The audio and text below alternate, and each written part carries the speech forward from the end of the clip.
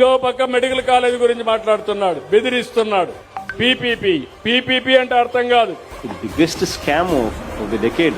ఆ మెడికల్ కాలేజీలు నడపడానికి సంబంధించిన జీతాలు కూడా సంవత్సరానికి 60 కోట్ల రూపాయలు, 2 ఏళ్లకు 120 కోట్లు ఒక్కొక్క కాలేజీకి అయ్యే ఖర్చు ఈయనిస్తాడంట ఎదురు వాళ్ళకు. గవర్నమెంట్ ల్యాండ్, గవర్నమెంట్ ఆస్తి, గవర్నమెంట్ బిల్డింగ్లు, government medical college, government staff, జీతాలు ఇచ్చేది గవర్నమెంట్, కానీ లాభాలేమో ప్రైవేట్ వాళ్ళకి. స్కామ్ కాకపోతే ఇంకేందండి ఇది?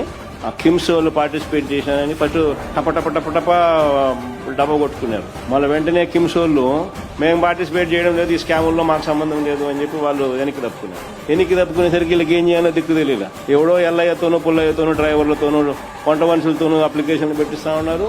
పెట్టి వాళ్ళకైనా సరే నేను ఇస్తానంటాను. ఎప్పుడు కూడా కొత్త మెడికల్ కాలేజీలు ఎవరైనా పెట్టాలనుకుంటే కొత్తగా మీరు పెట్టుకోండి, అప్లికేషన్ మీకు ఇస్తారు. అదొక పద్ధతి. భవిష్యత్తులో మేము వస్తాం, వచ్చి మేమేం చేస్తామంటే వచ్చినప్పుడే మీరేం పీకలేదు ఏం మాట్లాడతారు ఇప్పుడు? అటు చూడు బే. 5 సంవత్సరాలు 1924 పండుగల లేవు, ఉత్సవాలు లేవు, నవ్విన సందర్భం లేదు. ఈ రోజు మీడియాలోకి వచ్చి బౌ బౌ బౌ అని మరుగుతున్నటువంటి వ్యక్తులు గత 5 సంవత్సరాల్లో జగన్మోహన్ రెడ్డి పేరింటే 3 సార్లు బాత్రూమ్కి వెళ్ళి వచ్చిన వాళ్ళు మీరంతా.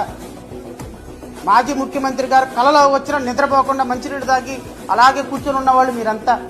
కుప్పంలో అడుగు పెట్టాలంటే గజ వణికిపోయినారు చంద్రబాబు నాయుడు. ఒక కానిస్టేబుల్ నారా లొకేషన్ కదలనివ్వల, అది 18 నెలల క్రితం. మళ్ళీ 3 సంవత్సరాల క్రితం ఇంకెలా ఉంటుందో ఒకసారి ఆలోచించుకోండి. అంటే ఇన్ బిట్వీన్ షార్ట్ టెన్యూర్ ఉంది చూశారు.